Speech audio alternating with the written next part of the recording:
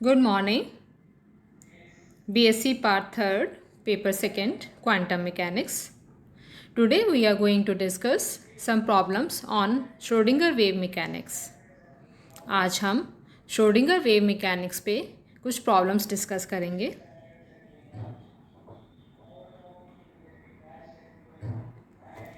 The first problem is a particle is executing one-dimensional motion between the range 0 less than equal to x less than equal to a. The wave function of the particle in some state in this region is psi x is equal to a sin pi x by a. The wave function outside this region is psi x is equal to 0.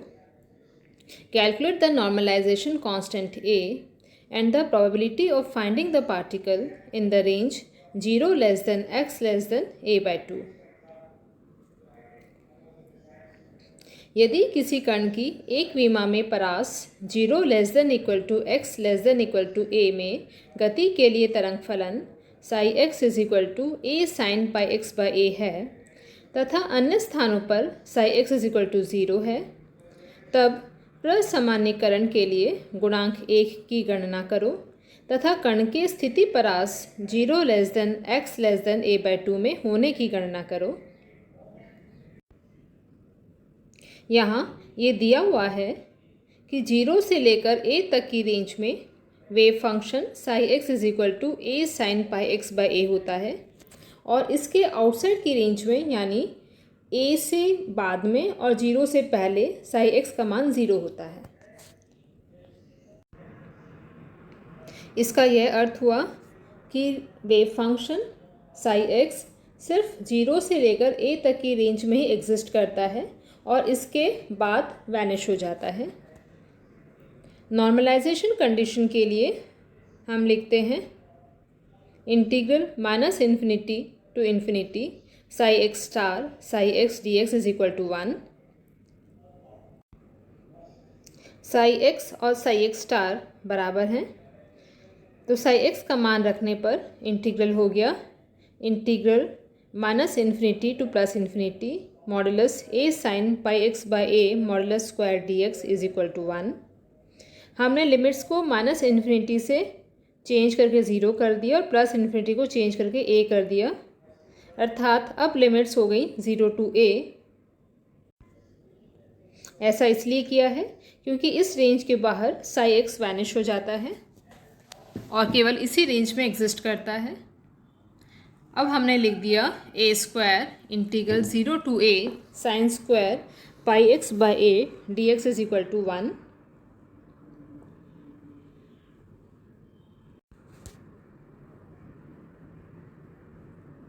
Sign square X होता है 1 minus cos 2x by 2.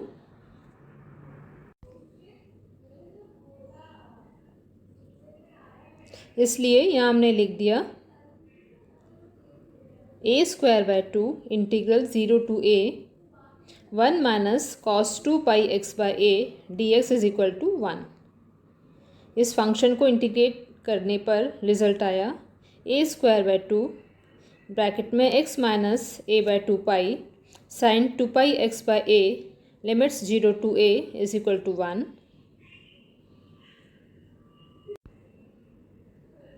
यहाँ sign की term 0 हो जाती है क्योंकि x is equal to a रखने पर साइन 2 पाई होता है जिसका मान 0 होता है और सिर्फ फर्स्ट वाली टर्म के कारण टर्म आती है.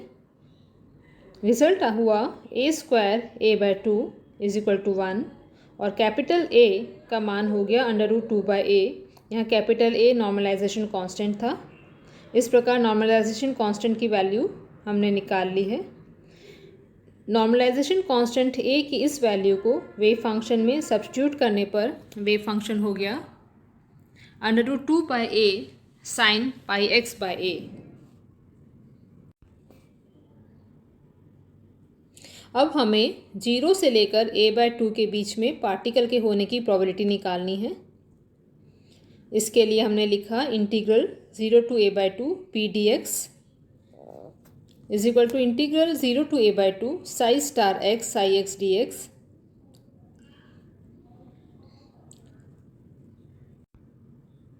साई एक्स और साई स्टार एक्स का मान रखने पर 2/a बाहर आ जाता है। तो हमने लिखा 2/a integral 0 to a/2 sine square pi x by A D x. This is equal to 2/a into 1/2 integral 0 to a/2 1 minus cos 2 pi x by A D x. यहाँ हमने मैथमेटिकल इक्वलिटी को use किया है, जिसके अनुसार sine square x is equal to होता है 1 minus cos 2x/2।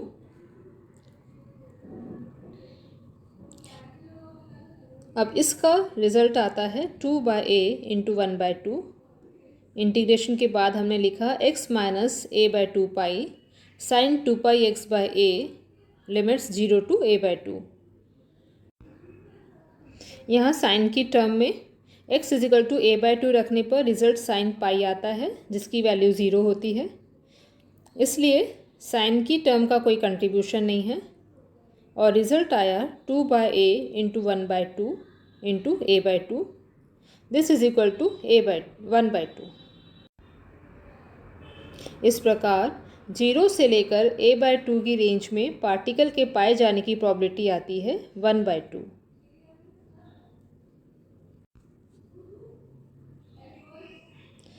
Second question है, show that Vg is equal to Vp minus lambda dVp/d lambda. दर्शाइए कि Vg is equal to Vp minus lambda dVp/d lambda होता है। हमें Vg और Vp के एक्सप्रेशंस पता हैं, जहाँ Vg होता है d ओमेगा/dk और Vp होता है ओमेगा/k। Vg is equal to d ओमेगा/dk, Vp इज इक्वल टू ओमेगा/k होता है। यहाँ से ओमेगा को हम लिख सकते हैं kVp। इस एक्सप्रेशन को Vg के एक्सप्रेशन में रखने पर Vg हो गया d/dk ऑफ kVp। अब इसको डिराइव करना है हमें k के साथ। पहले हमने k को डिराइव किया और Vp को कांस्टेंट रखा, तो रिज़ल्ट आया Vp। दूसरी बार हमने k को कांस्टेंट रखा और Vp को डिराइव किया, तो रिज़ल्ट आया k dVp/dk। इस प्रकार Vg होता है Vp प्लस k dVp/dk। ये इक्वेशन 1 है। हमें पता है कि हम लिख सकते हैं k इज इक्वल टू 2π/λ और lambda is equal to 2π/k। यहाँ से d λ/dk निकालते हैं, तो ये आता है -2π/k²।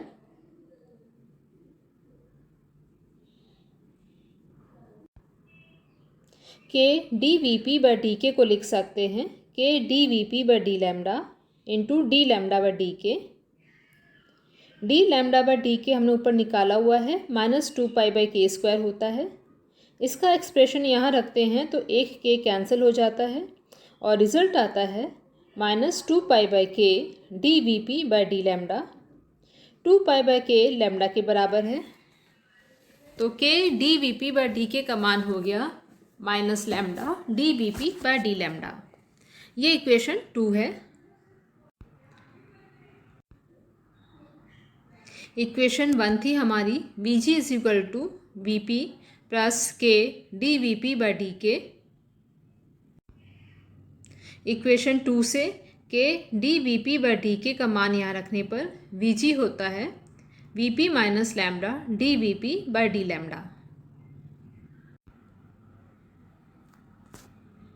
अब क्वेश्चन 3 है, for water waves the angular frequency omega and wave number k are given by the relation omega is equal to √gk, where g is the acceleration due to gravity. Find their phase velocity and group velocity. सागर की तरंगों की कोणीय आवृत्ति omega एवं तरंग संख्या k एक दूसरे से omega is equal to √g द्वारा संबंधित हैं, जहाँ g गुरुत्वीय त्वरण है। इन तरंगों के कला एवं समूह वेगों की तुलना कीजिए। Omega is equal to √gk होता है, ये क्वेश्चन में दिया हुआ है। कला वेग होता है Vp इज इक्वल टू ओमेगा/k और समूह वेग ग्रुप वेलोसिटी vg होता है डी ओमेगा बाई टी के।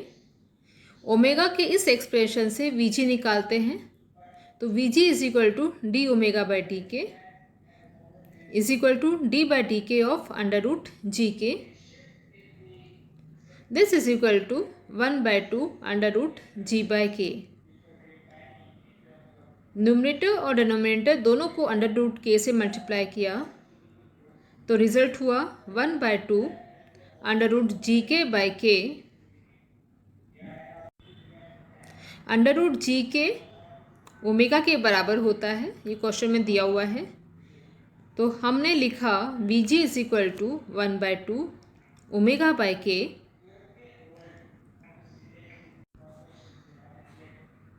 And omega by k is equal to phase velocity Vp। इस प्रकार Vg हो गया Vp/2।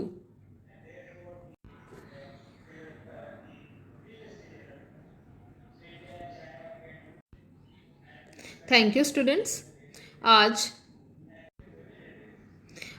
सेकेंड यूनिट ख़त्म हो गई है और नेक्स्ट वीडियो से अब हम थर्ड यूनिट स्टार्ट करेंगे।